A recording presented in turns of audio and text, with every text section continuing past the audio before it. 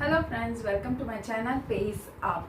आज हम पढ़ने वाले हैं माइक्रो टीचिंग साइकिल के बारे में। मेरे पिछले वीडियो में मैंने माइक्रो टीचिंग के बारे में हिस्ट्री, उसके स्टेप्स, उसकी स्किल्स के बारे में डिस्कस किया था और मैंने एक लेसन प्लान भी दिया था मैथ का एग्जाम्पल लेके क्वेश्चनिंग स्किल पे। अगर आपको वो देखना हो तो आप नीचे डिस्क्रिप्शन में जाकर उस लिंक पर क्लिक कर सकते हैं। मैंने डिस्क्रिप्शन में लिंक दे दी है। चलिए आज हम डिस्कस करते हैं माइक्रो टीचिंग साइकिल के बारे में, लेकिन उससे पहले हम कुछ हिस्ट्री पढ़ लेते हैं उसकी, बिकॉज हिस्ट्री से रिलेटेड कुछ क्वेश्चन हमारे कॉम्पिटिटिव एग्जाम जैसे सीटैट हो गया, केवीएस, एनवीएस में आ जाते हैं। हम फर्स्ट पार्ट स्टार्ट कर रहे हैं हिस्ट्री से। सबसे पहले माइक्रो टीचिंग स्किल कहाँ पर, माइक्रो टीचिंग स्किल्स जिसने डेवलप किया वो कहाँ पर किया? First developed in 1960 at Stanford University in USA. किस यूनिवर्सिटी में? स्टैनफोर्ड यूनिवर्सिटी में। किसने की थी? ड्वाइट एलन ने। ड्वाइट एलन ने, ये याद रखने वाला है, बहुत बार क्वेश्चन पूछा जाता है माइक्रो टीचिंग किसने डेवलप की है।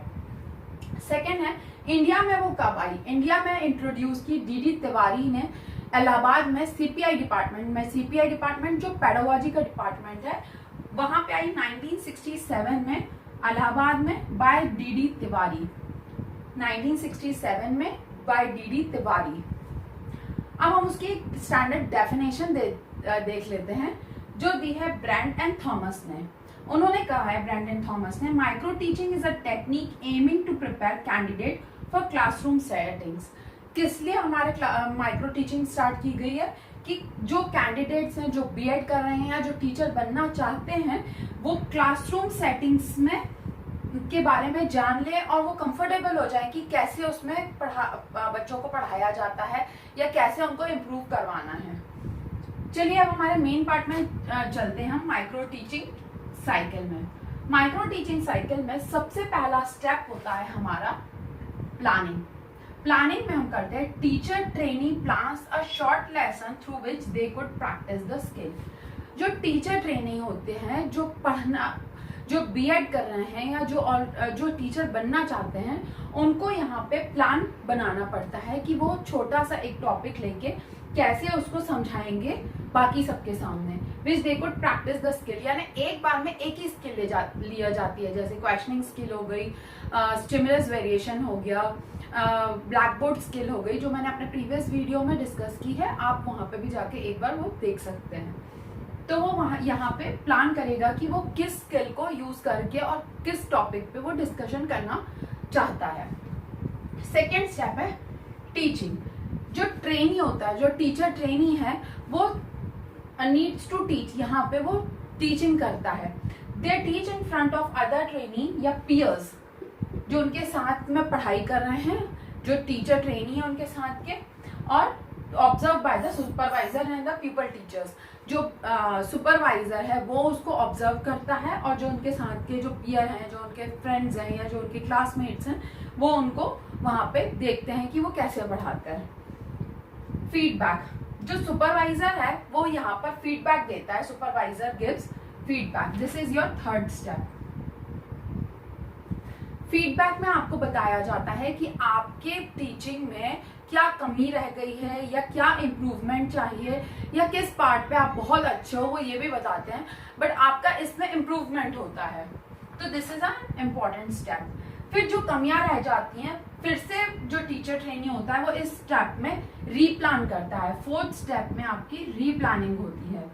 Using skills in more effective manner, जो भी स्किल आपने स्टार्ट की है उसको और इफेक्टिव वे में यूज करके वो अपनी फिर से रीप्लानिंग करता है और फिर से वो रीटीचिंग करता है उस सेम ग्रुप के सामने जिसके सामने उसने पहले पढ़ाया था, और सेम सुपरवाइजर के सामने जिसके सामने उसने पहले अपनी पहली बार उसने माइक्रो टीचिंग की थी। Using teachers to the same group of people with renewed courage and confidence to perform better than previous attempt। और उसका लास्ट स्टेप और मोस्ट इम्पॉर्टेंट स्टेप है रीफीडबैक। रीफीडबैक में ये सबसे ज्यादा इम्पॉर्टेंट स्टेप है, बिकॉज रीफीडबैक में आपको बताया जाता है कि आपका क्या इम्प्रूवमेंट हुआ है और आपको और उसमें क्या इम्प्रूव करना है और आप कितने परफेक्ट बैठे हो अपनी स्किल सामने समझाने में।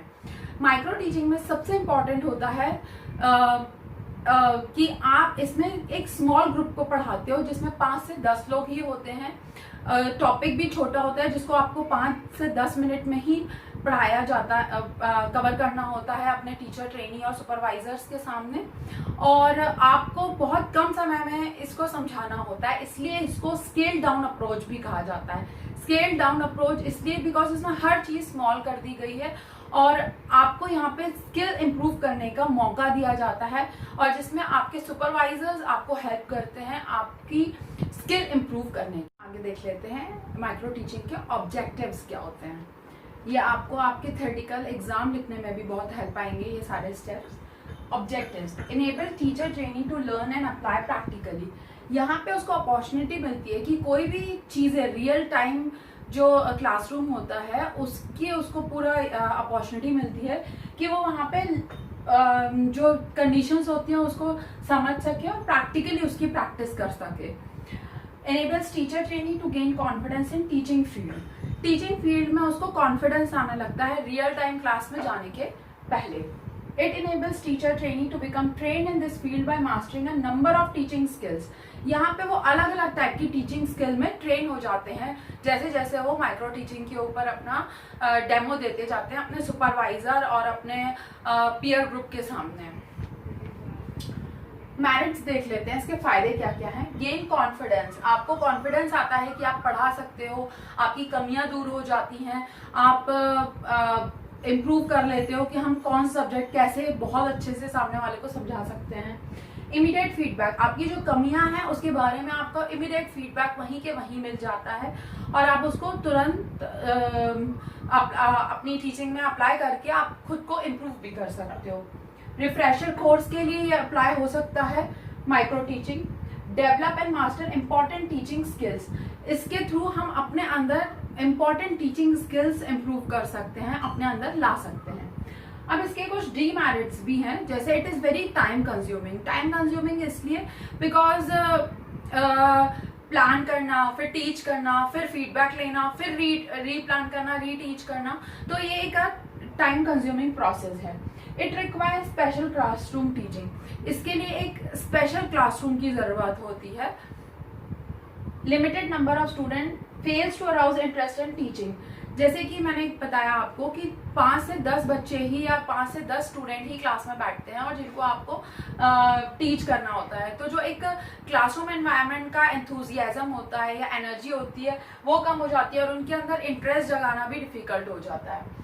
It is an artificial situation, ये रियल टाइम नहीं है, ये एक आर्टिफिशियल बनाया हुआ आपके लिए टीचिंग स्किल इम्प्रूव करने के लिए एक सिचुएशन क्रिएट की जाती है जिसमें कम बच्चे होते हैं, लेस अमाउंट ऑफ टॉपिक होता है और आपका जो कॉम्प्लेक्सिटीज होती हैं क्लास की वो भी कम हो जाती हैं।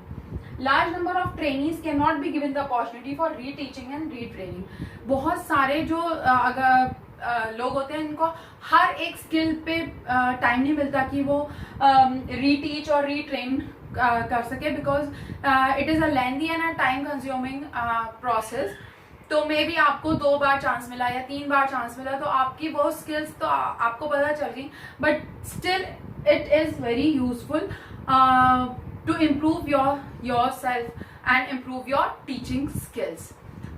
मैंने अपने प्रीवियस वीडियो में आपको माइक्रो टीचिंग के बारे में बताया था और भी मेरे आगे आने वाले वीडियोस आपको बीएड के लिए हेल्प करते रहेंगे। अगर आपने अभी तक मेरा चैनल सब्सक्राइब नहीं किया है तो प्लीज़ सब्सक्राइब कर लें और अगर वीडियो पसंद आया तो प्लीज़ लाइक करना ना भूलें। Thank you.